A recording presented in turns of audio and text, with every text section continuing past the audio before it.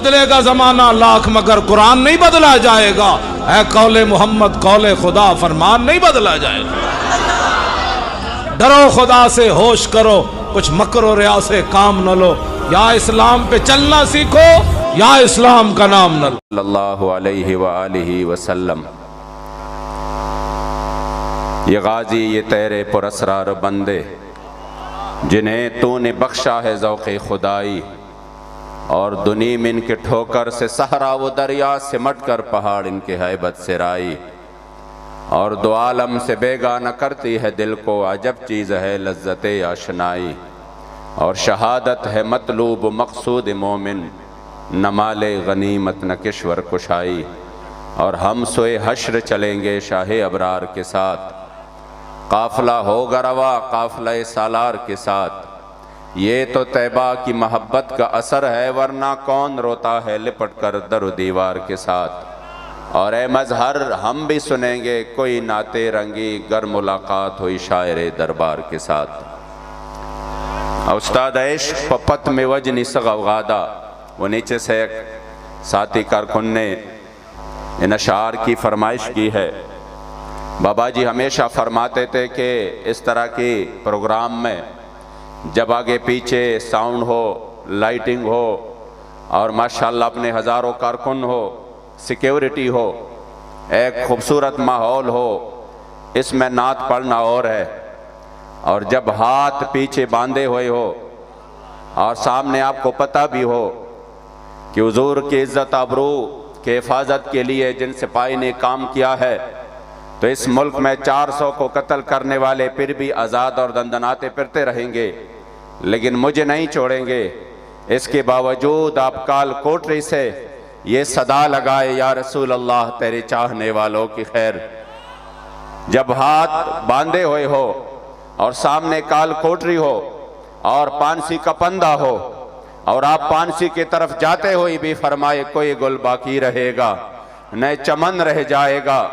بس رسول اللہ کا دین حسن رہ جائے گا. تو میں نے جب آپ کو اپنے دادا حضور کا بتایا کہ میں نے کہا 1953 میں جب لاہور کے سرزمین پر ختم نبوت کے لیے جلسہ تھا، 18 فروری کو 1953 کو خیبر پختونخوا سے آپ اس میں شرکت کرنے کے لیے تشریف لائے،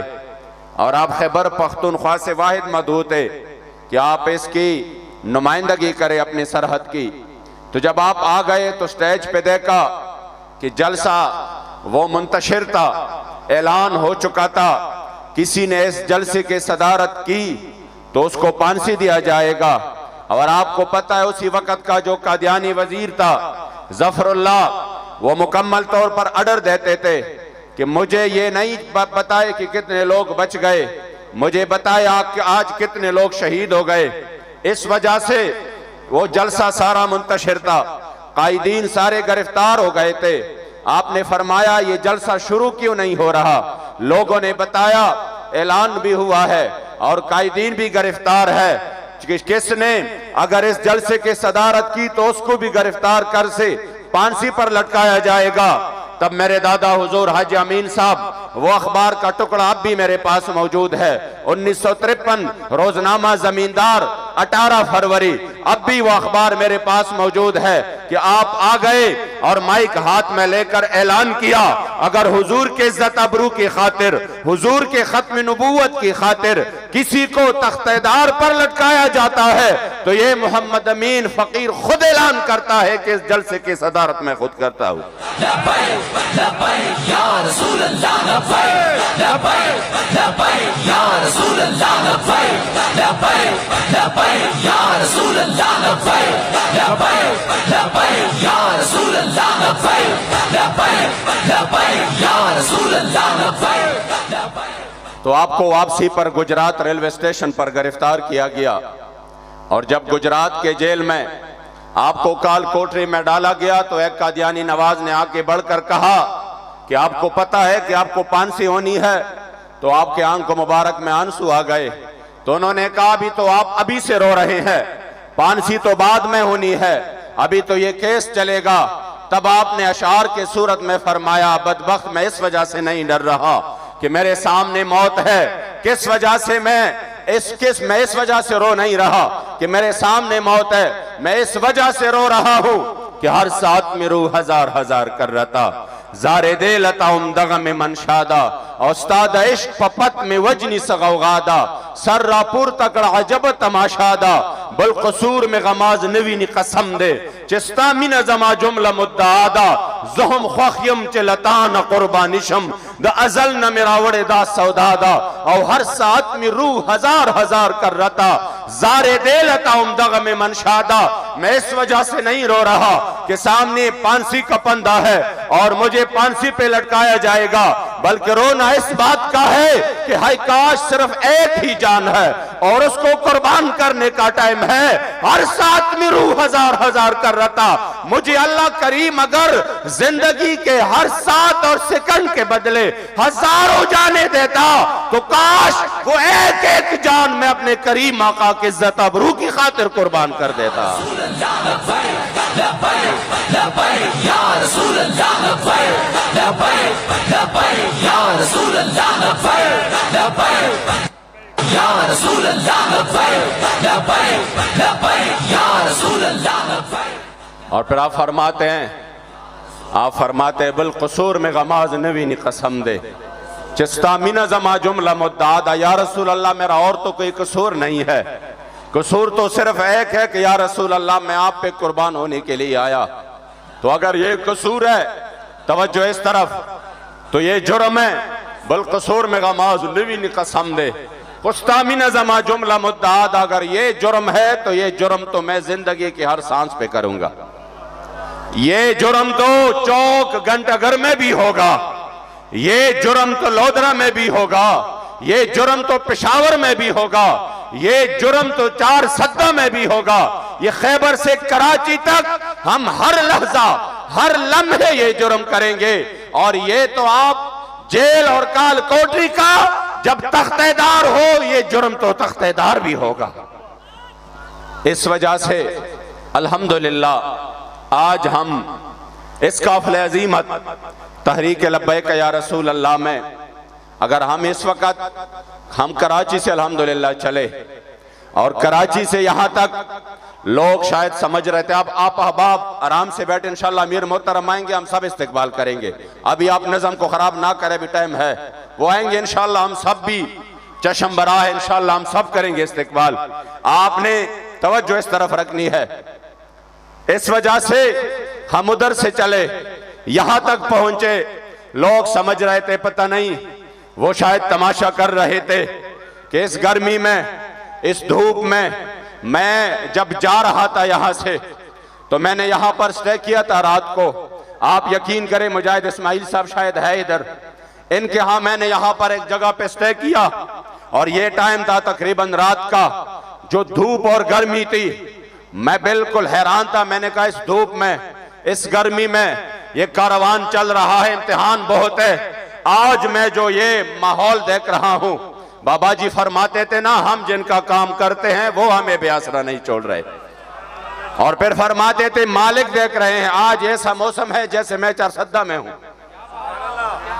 جیسے یہ ملتان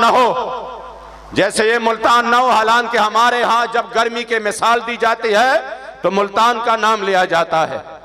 کہ اوف یار آج تو ملتان جیسی گرمی ہے، لیکن آج ملتان کی آب و ہوا بھی، ملتان کا موسم بھی حضور کے عشاق اور غلاموں کو مرحبا کہہ رہی ہے۔ آپ جی ماحول واللہ اتنی روحانیت ہے، اور پھر ملتان والوں کی بھی واہ واہ، اتنی خوبصورت پنڈال سجا کے،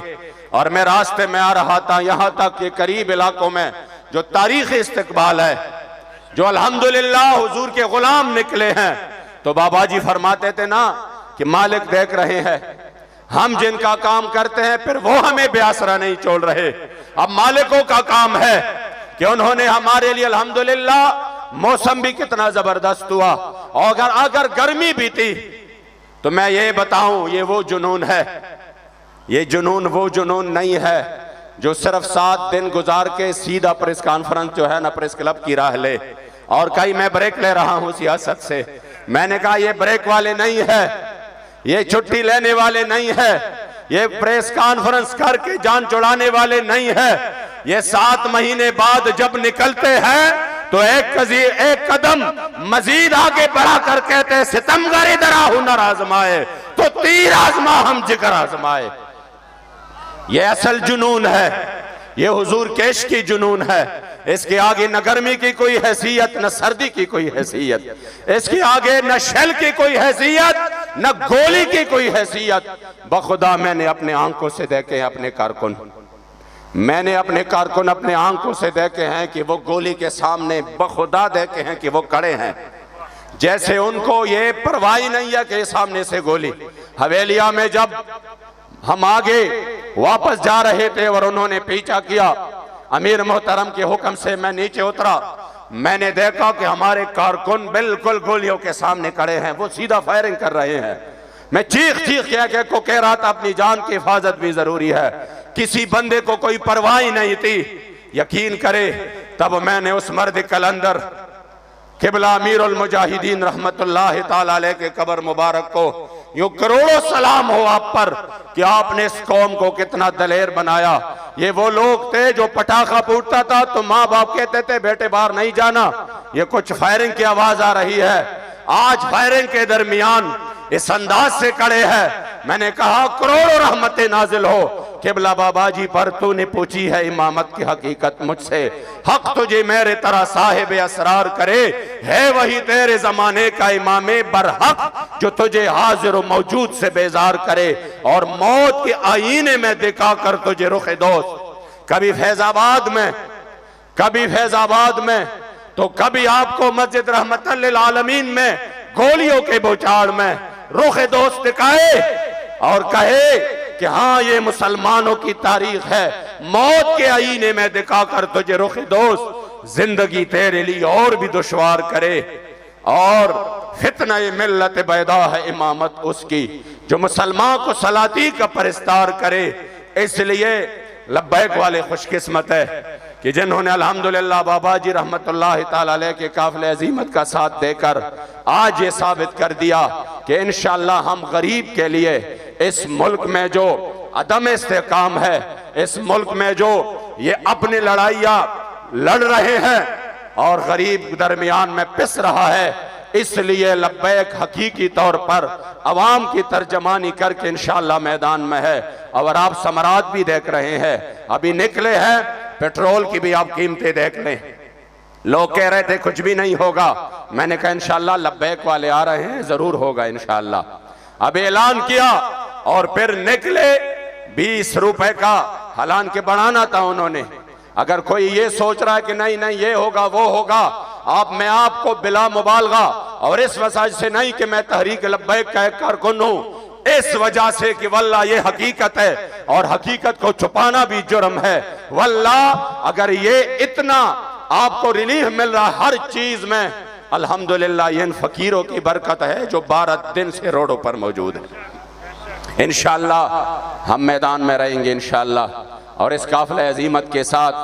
ہر لمحہ ساتھ دیں گے. وہ وقت دور نہیں انشاءاللہ کہ حضور کا دین کا پرچم بلند ہوگا. میں ملتان کے تمام ذمہ داران کو، ملتان کے تمام اپنے قائدین، ذمہ داران اور کارکنان کو تہ دل سے مبارکباد دیتا ہوں. آپ وہ حقیقتاً مبارکباد کی مستحق ہے. کتنی خوبصورت اجتماع. ایک مرتبہ